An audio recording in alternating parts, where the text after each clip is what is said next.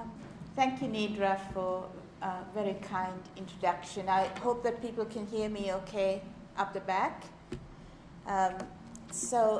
Before I begin, I would actually like to take a minute just to say something personal, which is that I'm very pleased and honored to see some members of my family that I either saw as a little girl many, many years ago. I think in some cases when I was like 3 years old or 2 years old, and others who I've also not seen for many years. So thank you very much for coming. It means a lot to me to see you. So it's an honor to be invited to speak today. And it has been really illuminating for me over the last 2 days to see the formative kind of work that's being done here at York towards configuring a collective research program and research field in Tamil studies. I must say that until I got this invitation, I had not thought of myself as doing Tamil studies. And something that the discussions today have revealed for me, and yesterday, is that Tamil studies, in fact, is not a self-evident, pre-existing object of study, but one that is being formed, found, given shape by a set of emergent questions and practices.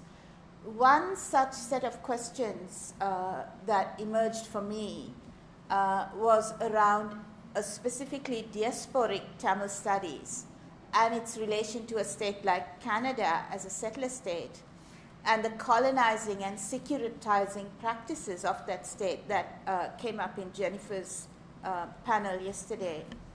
So to the extent I understand what Tamil studies is or might be, I understand it as different in different places and very much shaped by where diasporic Tamils are at.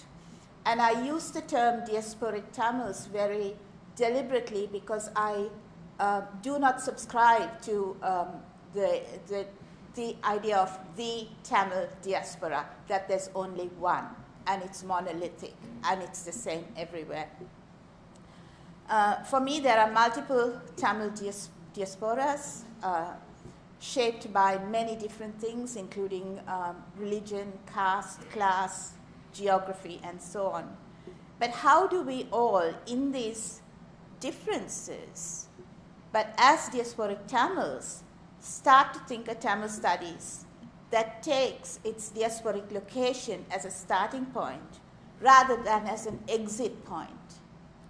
So when I heard some of the speakers yesterday talking about the Tamil woman discovering being Tamil, I felt that Tamil was kind of an exit point rather than so I want Tamilness to be not something that we take as known, but that we are constantly critiquing, we are constantly asking. And I was very inspired to hear some of the young scholars from the archive project today making those kinds of points. And a line by Rakim that we use a lot in cultural studies and that I kind of think encapsulates this is it's not where you're at, it's where you're from. So I would like to frame my remarks in relation to the key terms of the title of this conference, the question of the witness, question of bearing witness, invisible crimes, unspeakable atrocities, and by virtue of the location of this symposium, to ask about the relationship of the diasporic to these two things. I want to begin with an image that, for me, brings these things together. I hope you can see it. It shows a young Tamil Australian man, Kaliyuhan Padmanathan, who is an activist and an ardent cricket player and who lives quite close to me in Fremantle. The photo is from an event organized by the group that I'm part of, that I co-founded, Researchers Against Specific Black Sites. And this is an event that we did to coincide with International Human Rights Week last week, last December, when we held what we called what we named a calling to account of the Australian state. And in this image, Kali Yuhan is holding another photograph. So there's a photograph within the photograph. The man inside the second photograph is a man called Leo Siman Pillai. I don't know if any of you have heard about him.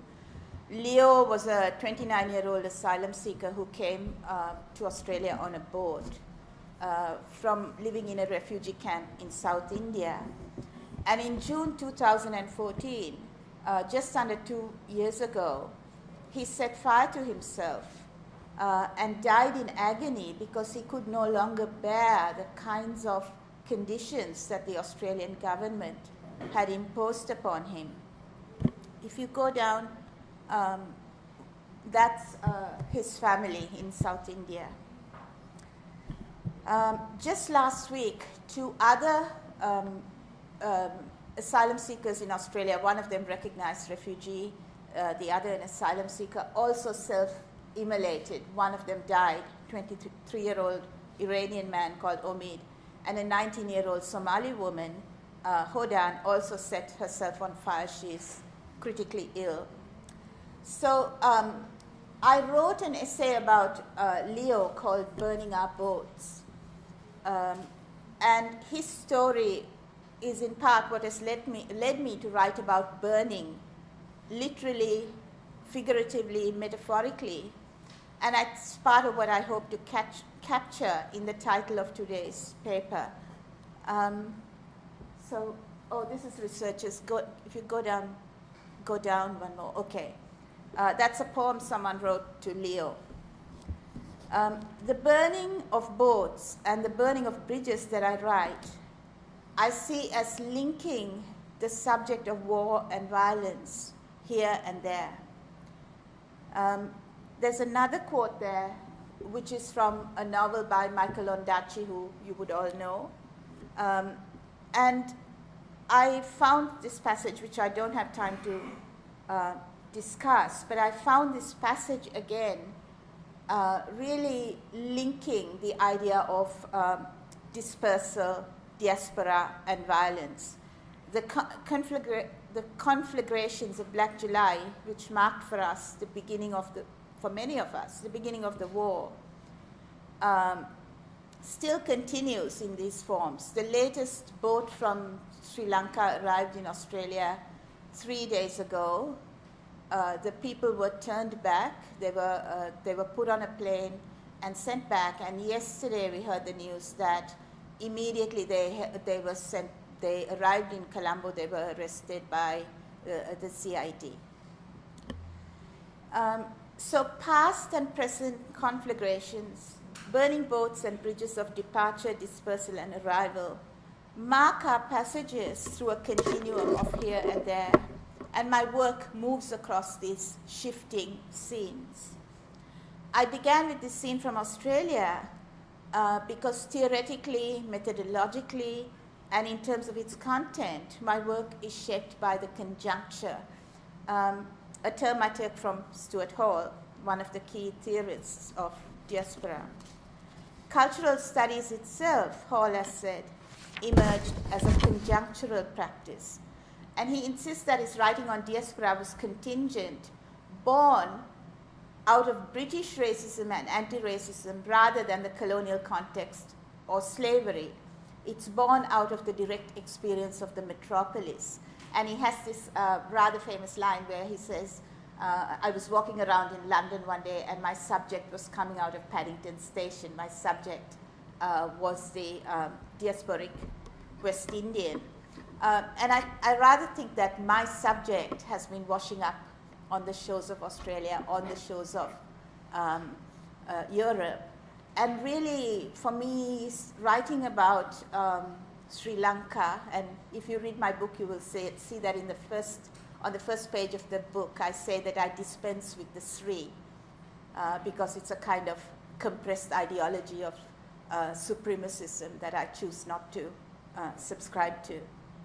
But that is from where I write. So in that context, against that context, I want to focus today on 3 interconnected but discontinuous stages in the itinerary, the passage of a particular type of gendered refugee subject.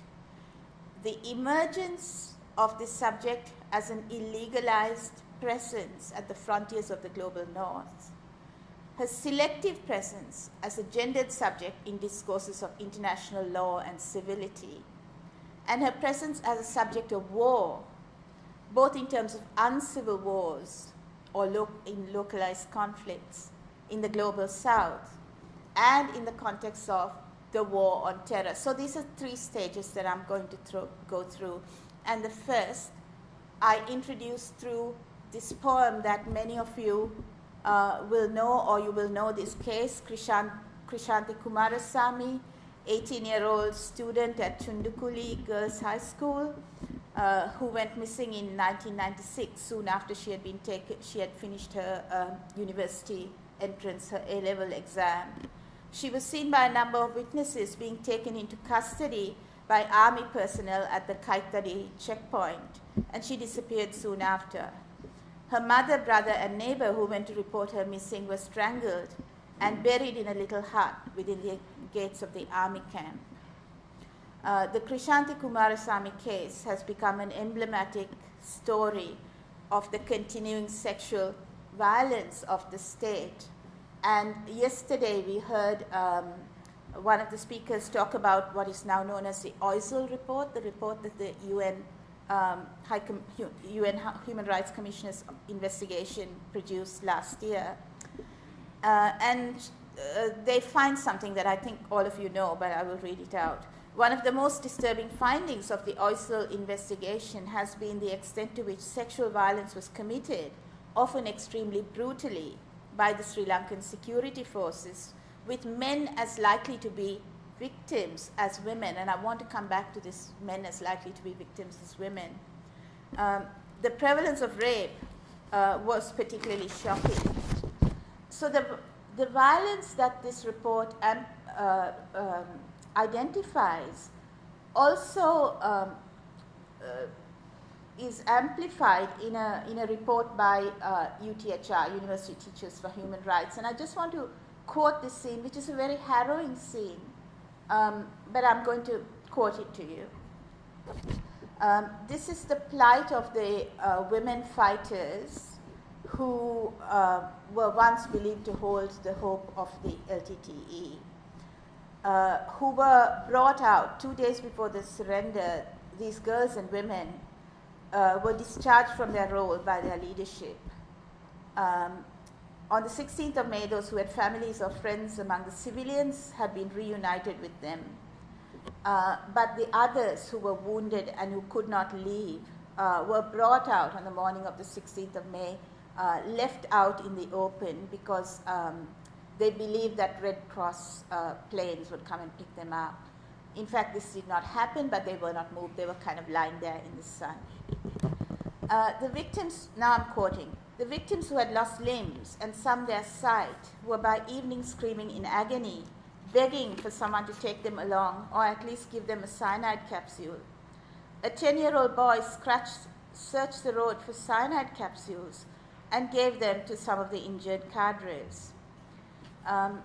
On the previous day, when the LTTE had begun setting fire to their equipment, a number of the cadres, especially women with disabilities due to injury, had cast themselves into the flames. I have come across no more hellish images than these among the many shocking testimonies that have emerged from the teeming chaos and carnage of the LTTE's final hours.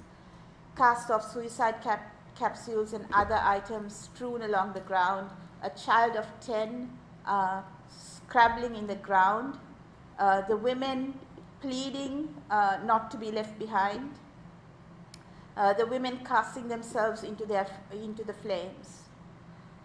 The stories of these female cadres, emerging at first through diasporic networks, were eventually brought to global attention.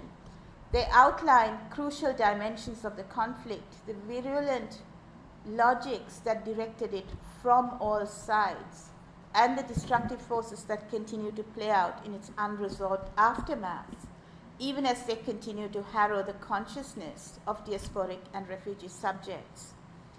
And there is, I won't go into this, but there is an overwhelming body of evidence now that rape was actually one of the tactics that helped win the war for the military. Women who were in fear of rape were actually kind of would go back into the no-fire zone, where of course they were fired upon, and so on. So the practice of rape torture by state forces contributed to both to the high number of casualties in the final battle, as well as being responsible for uncounted numbers of deaths and incidents of violence and atrocity that followed it. An examination of the reports and testimonies that have emerged since the war lead to the inescapable conclusion, as I said, that the practice of rape torture was part of the military terror tactics and are linked to deeply held ideologies of ethno-religious supremacy that shaped the forms of warfare adopted by the state and its agents.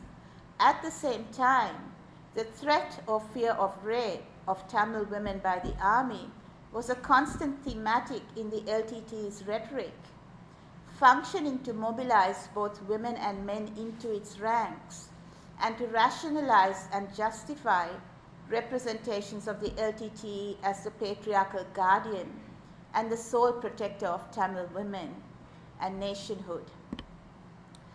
In the absence of independent media in the war zone before or after the final battle, there are no definitive numbers of those who escaped the battlefield or those who surrendered or were captured. So one of the few kinds of records we have are images. You would have all seen the images that emerged on cell phones showing a variety of atrocities against women. What I want to point out about these images is that to me they resembled nothing so much as the images that came out of Iraq and the US occupation in Abu Ghraib. And what I want to point to here is how in the last stages of the war, from about 2001, the war in Lanka became enmeshed with the geopolitics of the war on terror. And the Lankan state was able to kind of take on the mantle of fighting terror. So that what I'm trying to point to here in the second stage is the way in which there is an exchange at every level, at the level of rhetoric, at the level of technologies, at the level of modes of torture, such as the cell phone videos, where this subject of war becomes enmeshed in the tactics of the war on terror. To my knowledge, little research exists on the transnational ramifications of the war on terror for the practices adopted in other wars and conflicts, and in particular, the obscene transnational exchanges in methods of torture and abuse between states. It is impossible to overestimate the level of license the US's actions continue to provide for the perpetration of violence against both civilians and captured prisoners in uncivil wars in the global south, not only in Lanka but elsewhere. Okay, I now want to talk a little bit about research done by Jean Franco, who's a Latin American theorist, who writes, when rape is authorized by conquest, there are no limits. Franco notes in her account of the torture rapes in Peru and Guatemala that the women raped by the military were overwhelmingly indigenous. Is it too exaggerated to suggest, she asks, that it is a reenactment of the conquest itself, that it attempted to finish the work of conquest?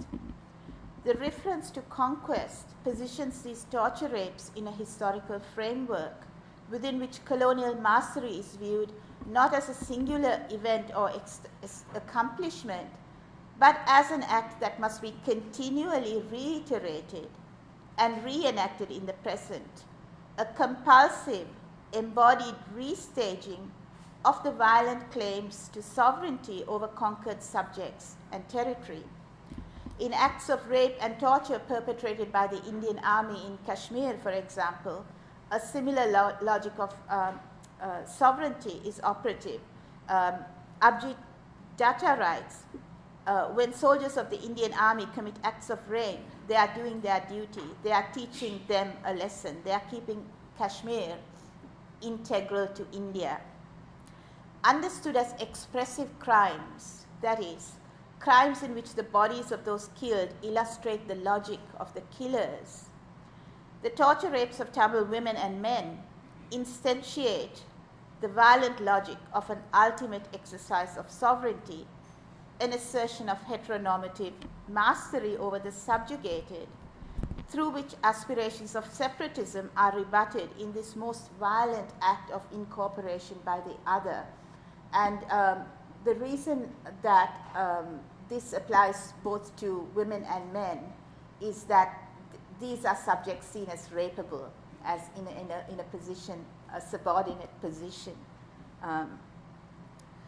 I should say that this kind of logic not only applies to Tamils, but to all subjects who are seen as occupying subordinate, inferior positions within the kind of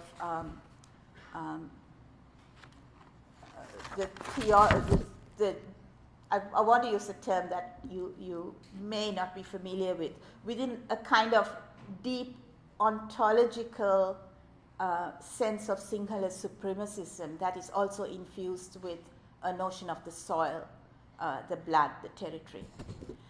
Throughout the Lankan War, according to international relations scholar Elizabeth Wood, the perpetration of rape and sexual violence was markedly asymmetric. That is, although from its inception the LTT carried out numerous targeted executions and atrocities, organized deliberate indiscriminate bombings in public places which killed and maimed thousands of non-combatants, and also perpetrated massacres of entire villages of Sinhala and Muslim people in the border zone, it is generally agreed that sexual assault and rape did not form part of the LTT's repertoire of terror. They did engage in gendered violence against women, such as chastising women for dressing inappropriately, punishing women who were considered to have stepped out of line, married men from non-Tamil men. But they did not, for the most part, engage in rape torture.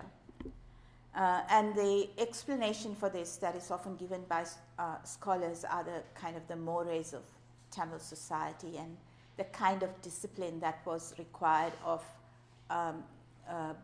both men and women by the LTTE. The commitment to a repressive politics of renunciation that defined the LTT for the great part of its existence is embodied in the figure of its female cadres. Perhaps the most familiar figure in the LTT project is the female fighter, most often figured as a suicide bomber. As symbols of a future Tamil nation, female cadres occupied a prominent place in the LTT's own mythology, while also attracting a high degree of global publicity for the movement. Popular culture and academic literature alike show a fascination with the LTT female fighter, sensationalized as the Tamil tigress, with her cyanide pendant dangling from her neck instead of a thali. The emergence of the LTT female fighter as a multivalent figure, that is, a figure of multiple meanings, in the war in Lanka, pivots on the pervasive, if not always spoken, possibility of rape. The prospect of rape defines the suicide bomber, throwing into sharp relief both her sexual vulnerability and her ultimate inviolability, as guaranteed by her talisman, the cyanide capsule. The figure of the LTT female cadre suicide bomber combines in herself the characteristics of survivor and avenger. But the reason that I say that it's an ambivalent figure is that encoded in this idea of the woman who has to kind of destroy herself in order to redeem herself is the notion of the polluted, you know, the figure who cannot be redeemed except by death. That's the only way that they can redeem, she can be redeemed.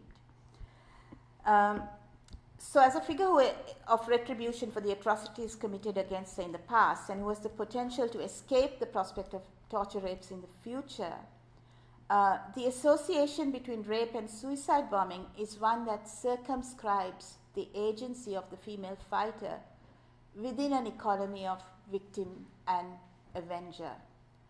So there is no recoding of that traditional role. Okay. Now I want to move on to the second stage. Yeah, I think hang on to that maybe. Yeah. So in the aftermath of the war, how are the figures of the LTT women fighters remembered and thought about? I found it helpful to reflect on this in the context of Lale Kalele's writing on Palestinian liberation iconographies. She says that during the time when the Palestinian struggle was located in the camps in Lebanon, the narratives of Palestinian oppression were couched in the mode of the heroic fighter, the freedom fighter, you know, the heyday of the PLO. After the Oslo Accords, when the focus shifted to the occupied territories, and when the occupation became internationalized, there were international donors, NGOs involved, the narrative and the mythology became much more around trauma. Kalele calls it the trauma drama, the trauma drama. The idea of the victim, and the survivor testimonies and the testimonies of suffering were much more palatable to the international community and to the NGOs and to donors. So I think that something that is happening in the wake of the LTT's defeat, the call for accountability, buttressed by the UN and international agencies, shapes the reporting of the last days of the war and reframing of those who suffered its egregious violence. The accounts of the torture rapes of the LTT female fighters increasingly are cast in the mode of the trauma drama, with survivors as the walking wounded, called upon to testify repeatedly under the terms established by media and international bodies. And I think all of you would have seen some of these quite harrowing and unbearable testimonies being circulated. And if we could now go to, sorry, can we go to Angeline? Okay, I don't know if any of you recognize this image. Anyone know who that is? Yeah, Angelina Jolie at the Global Summit to End Sexual Violence with William Hague, who was the co-convener. The summit, to which people traveled from Sri Lanka to present evidence, was notable for its omission of any mention of the war on terror from the acts of sexual violence in war that were under discussion. None of the targets of US Army rapes in Afghanistan, or indeed of the sexual torture of Abu Ghraib, made an appearance. In his concluding remarks to the summit, US Secretary of State John Kerry pointedly marked a clear line of distinction between the time space of the summit and that of the international crimes and violations that it set out to end. The history of wartime is littered with unspeakable horrors, but the history of peacetime has always been marked by advances. And what I want to mark here is how it's always peacetime in London. It's wartime somewhere else. the scholar Yelke Burston has written about this, and I'm going to quote: "The moral mission to make war more civilized in the hands of the dominant political and economic powers. When the moral mission is to make war more civilized, is in the hands of the dominant political and economic powers, the intention is not to end war, nor to end sexual violence. Rather, ending sexual violence in conflict has become an emblem that allows Western powers to dictate how war is fought and gain public approval for its military missions. Ultimately, while sexual violence helps produce and perpetuate inequalities in the communities where it is perpetrated, the international community's efforts to eradicate such violence in its current form reproduces global inequalities." So the moral mission to end sexual violence in war functions as an emblem that allows Western powers to dictate how war is fought. At the same time, it distinguishes the spatial and temporal boundaries between spaces of civil peace and savage war, a distance that is also marked in the geographical demarcation between metropolitan center of London and the hinterlands from which people had to travel to give evidence. Yet, the separation between these two spaces is not as absolute as the summit's organizers implied. For example, London's Yarlwood Detention Centre, where many of the female refugees who had sought asylum from sexual violence were either deported, regardless of the fact that they had endured these atrocities, or sexual violence was perpetrated against them in these detention camps themselves, which were operated by private operators. And Serco is one of them. There was actually one of the women testified that there was a blind spot in Yarlwood Detention Centre where guards would take women in order to sexually abuse and exploit them. And this blind spot in the surveillance is actually emblematic of a blind spot in the way that sexual violence is actually treated. The blind spot in the carceral technology of Yarlwood signifies the operation of the border as that site where interconnecting forms of violence are concentrated and licensed, both at the legislative level of expansive discretionary powers which enable multiple forms of non-accountable force and violence to be directed towards the bodies of asylum seekers and refugees. The treatment of illegalized arrivals reproduces ongoing forms of empire's gendered violence, as it also ramifies and mutates into new formations that reinscribe patterns of racialized punishment directed at enslaved, colonized, and indigenous people. So part of what I'm trying to say here is the border, which when people cross the border, that's when they become illegalized and subject to punishment, incarceration, etc. That same border, in the case of settler states like Australia and Canada, is the border that establishes the sovereignty of the state over indigenous people. So at the site of the border, various kinds of violence, and particularly gendered and sexual violence, intersect. In Australian-run detention camps in the Pacific, which were previously also run by Serco, instances such as those detailed at Yarlwood are chillingly familiar.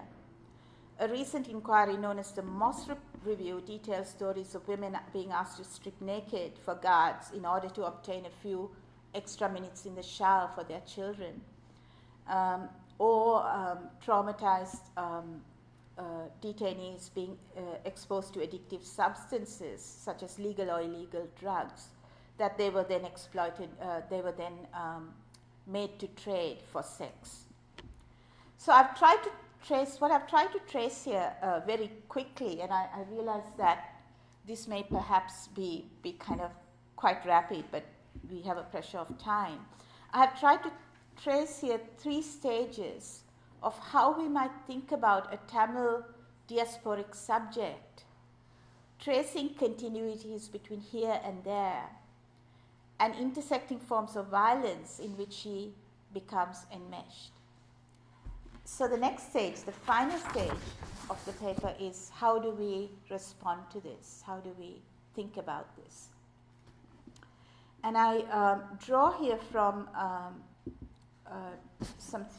two theorists, Alexander Debris and Francois Bader, who write that confronted with horrifying sights, facts, descriptions, or sentiments that are beyond thought, the temptation is to rally around the mark of the human, around human life, or around the idea of human integrity or dignity, such as through international tribunals and calls for accountability.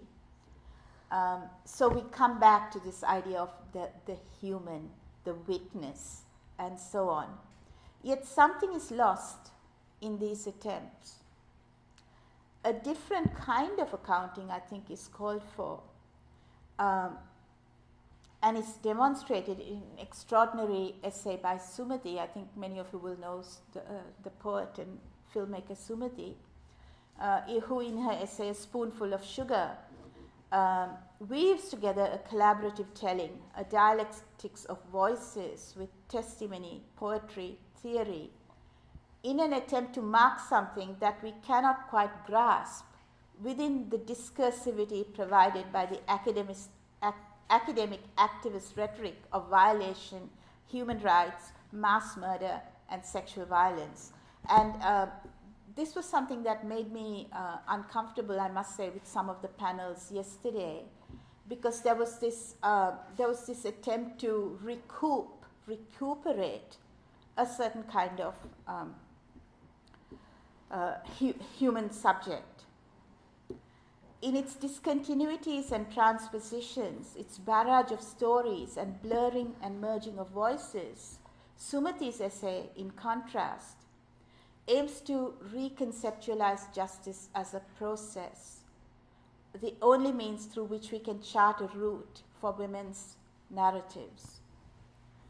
Returning again to the pyres on the banks of the Nandi Kadal, the grainy images on trophy cell phone videos, the pile of bloodless bodies over which the camera pans, I return to Debris and Bader's meditation on confronting the unspeakable, that casts the role of the witness not in the recuperative mode of one who brings international law to bear, but in the lesser mode of disjointed and broken inventorying.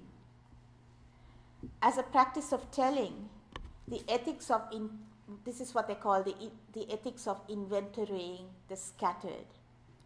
As a practice of telling, the ethics of inventorying the scattered attempts a disjointed unfolding that does not claim to be thorough, exhaustive, logical, linear, or even constructive, and distinguishes itself from modes such as testimony, witness bearing, evidence giving, proposing. So the scattered telling, inventory of scattered telling proposes not resolution but openness as a counterpoint to horror's gaping wound. It enables an opening, a space, to rethink relations between what is alive and what is not, between what may be alive or always subject to death. In other words, the subjects that are always already seen as killable, seen as disposable. At best, an ethic of inventorying the scattered offers a few terms, a few concepts, a few signposts along the way to draw our attention to that which has been pulverized. It resists the all too common impulse to closure in the face of horror. So in this vein of resisting the impulse to closure in the vein of horror, I want to end with a poem by Deepa Chelvan, which was written to her sister, who was taken by the LTTE. And I was trying to find the Tamil version this morning, but I couldn't. I don't know if you can read it. Do you want me to read it, or can you say it? Read it? At an age when you knew nothing, you were given a war. The gun given into your hand is ripening your raw heart. The remaining ground gives itself up to the enemy. At this time, we have no city either. We have no life. We who have nothing are ourselves absent. Still, we need you to eat with us this little bit of half-cooked rice and boiled lentils. Come quickly. Let's move on again to yet another place. Thank you.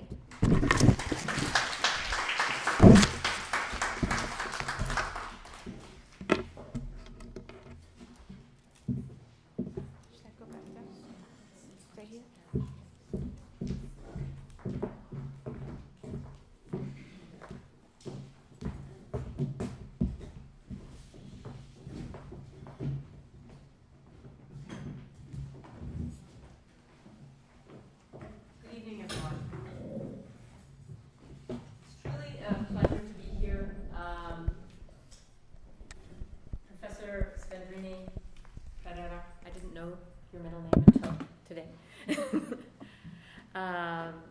But it is an honor really to be here. Some of you will know her work. For me, a formative moment was What is the Camp? In the first issue of the online Borderlands journal in 2002. So I've been a fan for many years, and it's been a real pleasure to read the book. And I understand, I mean, I'm taking in tonight's talk at the same time, didn't have this in advance, but it very much draws from chapter 5. I don't want to by any means run through all these wonderful insights and so on, because I'm flanked by Professor Sunera Thobani here. So I'm a little starstruck. The Incomplete Tambu is like one of my favorite books ever. So yesterday, all the amazing presentations and so on, it's been a really fantastic conference, Symposium. So Nedra and others, thank you for making this possible. But briefly, what is survival media anyway? And I think I want to bring some attention to this book because I've thoroughly enjoyed a very challenging and I would say searing analysis of political violence, unprecedented in many ways, especially in relation to Lanka or Ilange, as some would prefer to call it. So it is the expressive forms through which Tamil, migrant, refugee, and diasporic subjects engage the war in Lanka. And so much of what this symposium has been about has done that. This book is located in the space-time of the aftermath, and that is a very tense, in many ways, space-time. A Tamil man I met in Mullativu in 2013, when asked about political violence in that place at that time, said, "I would say it's a war without sound." So this notion of post-war, maybe, post-conflict, no, not at all. And I think this is highlighted by Perera in a very non-authoritative account. As she states, this is a set of always partial and provisional reflections, intensities, and hauntings from a state of absent presence and present absence, of being missing in action, to borrow her words. And again, there's just so much to recommend this book. I was trying so hard to think how I can be incisive and somehow critical. And then I was thinking, well, Shan Mugalingham's play from 1991 celebrates 25 years, and that's the play that many of you in this room might know, the one about a man in Jaffna ruminating about how his children went abroad, and he's waiting for a letter for them to come back. So a very diasporic play that I came to learn about, and I had the opportunity to speak with him about that. It's not mentioned in the book, but how could it be? This is a slim, readable volume of a very friendly 125 pages. So again, I recommend it in all manner of ways. Chapter 2, not only does it talk about MIA, and that's the singer, not the disappeared, so many of whom have never been located or found. But she also describes the refugee boat as a, quote, ambiguous artifact of freedom and unfreedom, life and death. And here in Canada, the resonance, and actually the I Am Tamil Now magazine that everyone has had a chance to pick up, we see these resonances of boat arrivals and the criminalization of those who arrive as irregular migrants, once called asylum seekers. But we've seen this shift in the discourse. We no longer have asylum seekers arriving on our shore if they can possibly get here, usually at an airport, not by sea. But these are now irregular arrivals, and with that, the story of Maran Nagarasa is there. He's considered a legitimate refugee here in Canada. He's got convention status, but he doesn't have permanent residence, and without that, there is no bringing together of family after a 7-year separation. So there are all kinds of echoes, especially with the boat arrival at Geraldton, West Australia, where a boat from Lanka arrived in, I think it was 2007. Anyway, they're having lived on the west coast of this country, and I believe that's where you're based at this time. Those boat arrivals are infused with, there's such sites of culture wars in Canada among Canadian residents, among those coming in seeking safety and protection. So again, there's so much I could talk about. I will limit myself to 1 or 2 very brief comments. I did find chapter 5 so hard to read, so I'm glad that you spoke about it today in terms of the torture, rape, the sexual violence, the acute sexual violence, the notion of the Qadars sitting out, many of them with injuries and lost limbs and basically abandoned, but with the story of a 10-year-old picking up cyanide capsules, which were then provided to some of the women who couldn't bear it any longer. And it's incredibly hard to read some of this. But I wanted to end with Vasuki Nesia's wonderful afterword, which hopefully you'll get a chance to look at, because it is a poetic tribute to this book. And with that, I thought I marked the page, but oh yes, I did. I will say I will let her words finish my commentary, and I thank you for this amazing book. She says, the last sentence, which also has the word geography in it. I'm a geography prof, so I was very impressed with the spatiality of violence that's in this book. Indeed, it is a book that shows us that it is impossible to think geography without history, to think of routes without routes, to map mobility without mapping inequality, to think of today without our imaginary of the future. And with that, I'll hand it over to Professor Sunera Thobani. Thank you.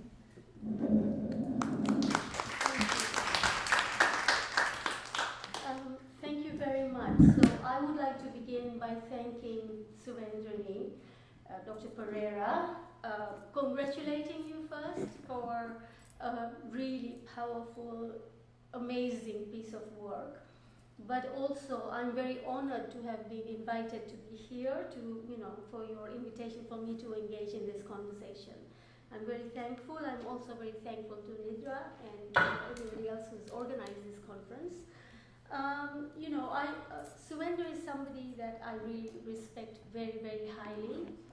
And, I'm really very awed by all of the books that you've written. Not only is the analysis really strong, but the books are written so powerfully. The effective power and the drawing in not only of the mind, but also the heart, and at really powerful moments, even the soul, into your writing is something that I really, admire very much and aspire to. I also want to start by saying that, reading this book, in this particular location in Canada, which as you recognized is a settler society, where indigenous peoples are also fighting for sovereignty. And at a particular moment when reconciliation is so high on the Canadian political agenda. So some of what you have to say about the processes are very relevant in a very immediate way here in Canada. So that's the lens through which I'm reading your book. So the book, of course, is a terrific read, and I really, really recommend that nobody leave this room without a copy. I learned so much from it. It's written, as Suvendrini said, from the perspective of diaspora, but one that is deeply entangled with and shaped by and carries the homeland that has been ripped apart by the decades of pogroms, the war, the catastrophic violence that have transformed the author's life, as the lives of Tamils everywhere. As we well know, countless were dispersed around the globe from what eventually turned into a conflagration as immigrants, migrants, refugees, asylum seekers. And you really capture the texture of those journeys, those voyages, and also the political meaning of every single one of those categories, because the meanings are so different.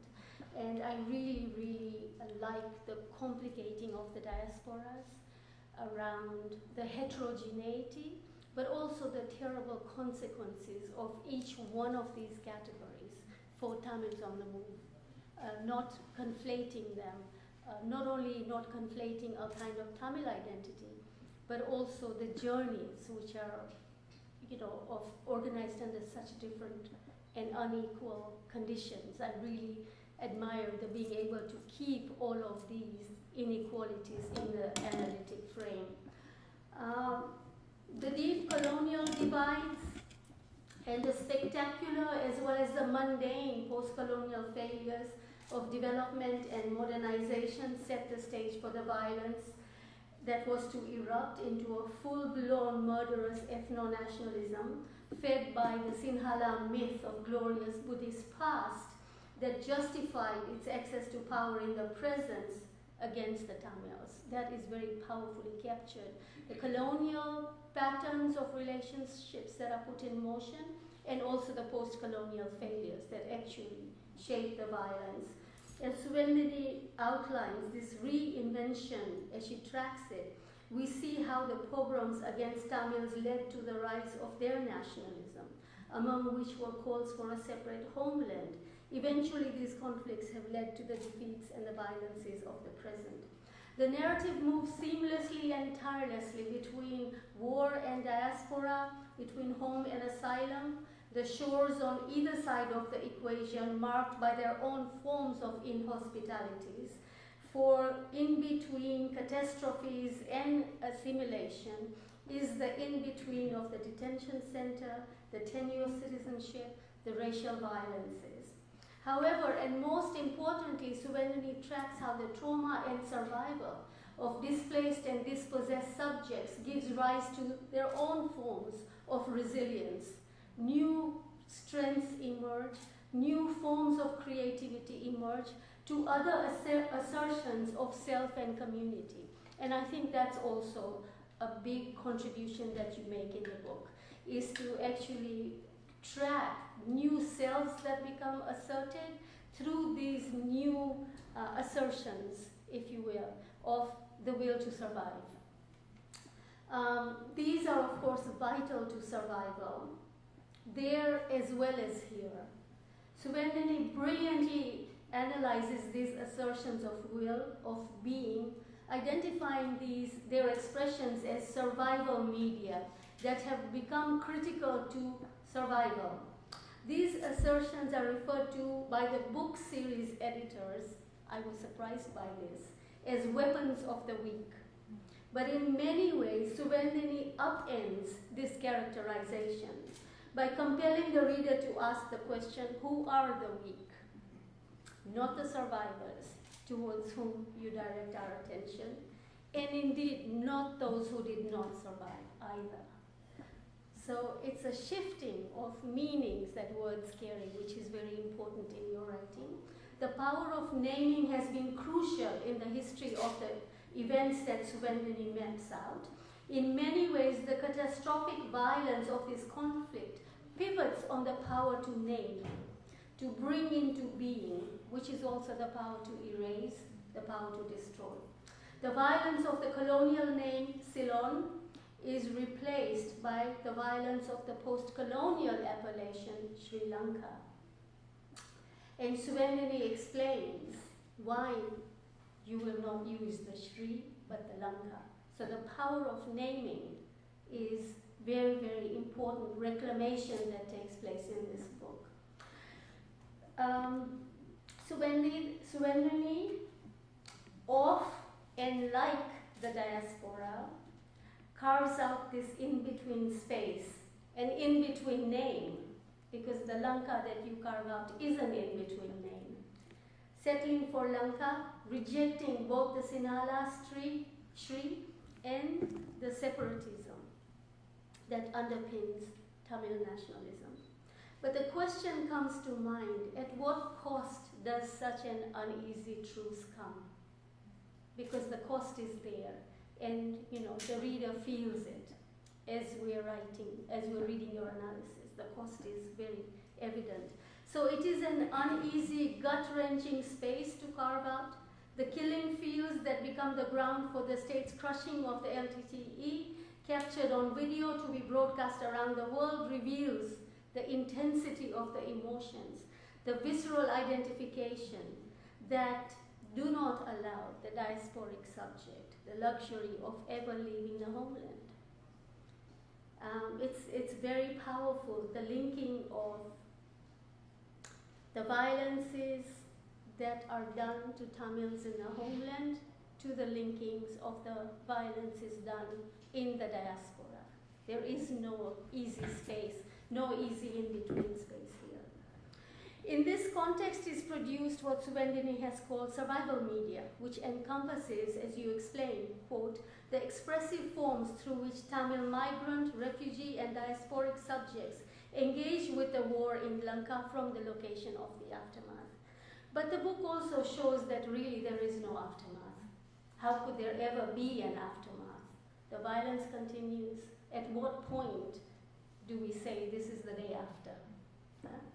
So the strengths of the book, and these are many, too many for me to outline here, Suvendrini complicates the relationships that tie home to diaspora, diaspora to home, emphasizes the complexity and heterogeneities between both spaces, ties the violence in staying at home with the violence that comes with living the home in migration.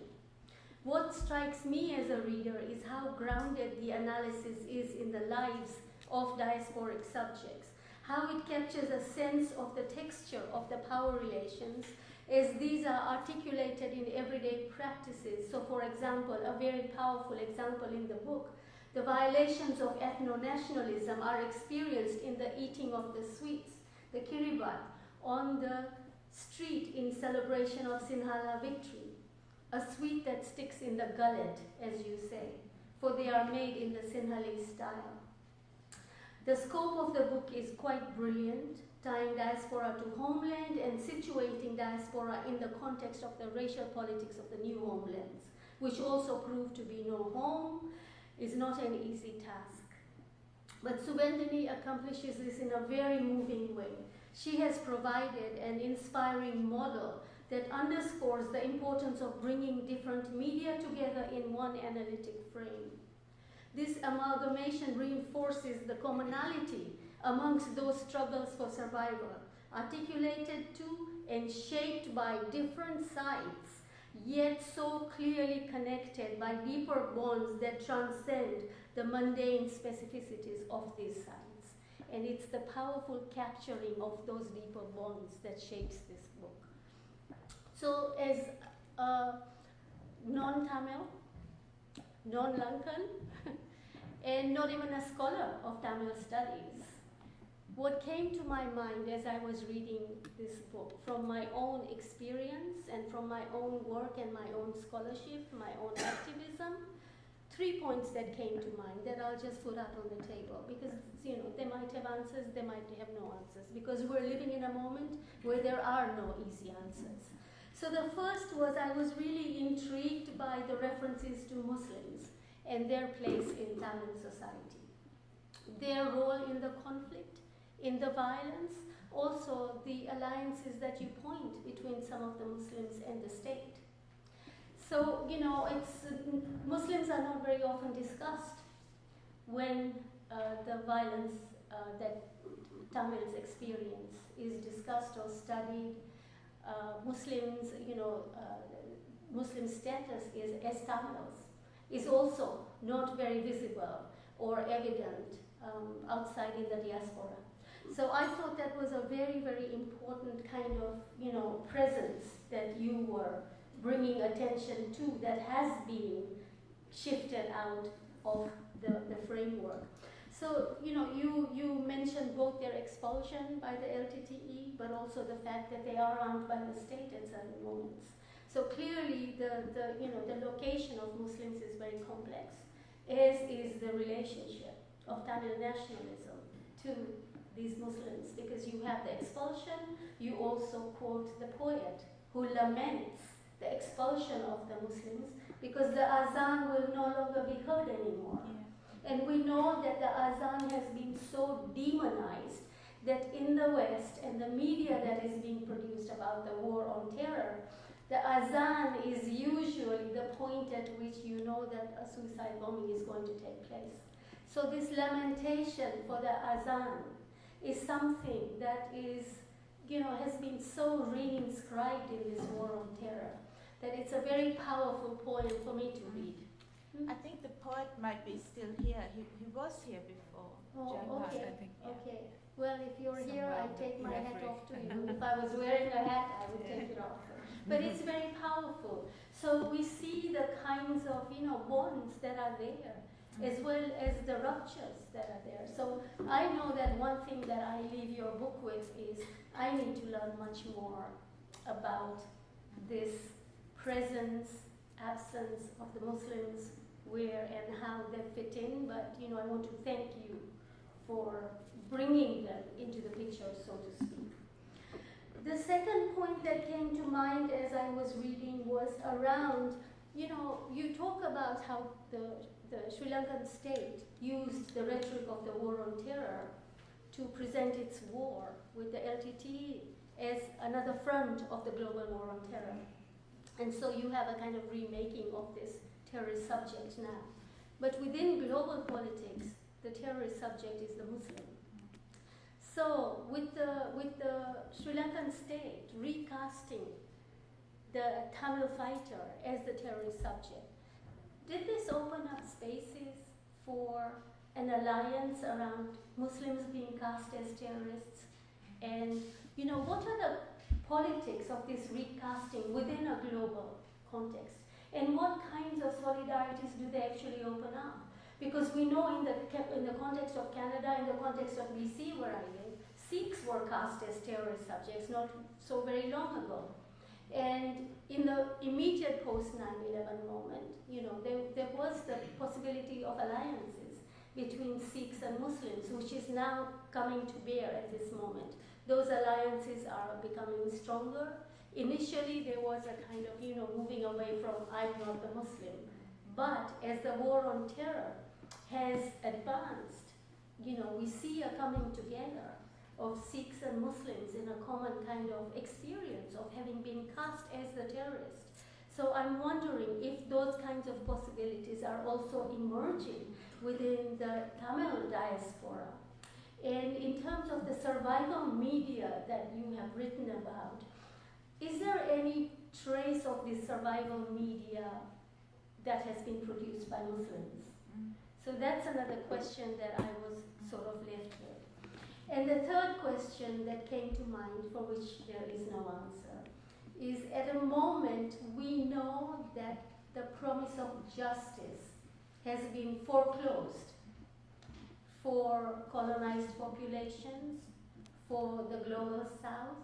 We know that the international mechanisms of human rights, the international mechanisms of international law have proved to be a complete failure, not only for Tamils, but for other oppressed, exploited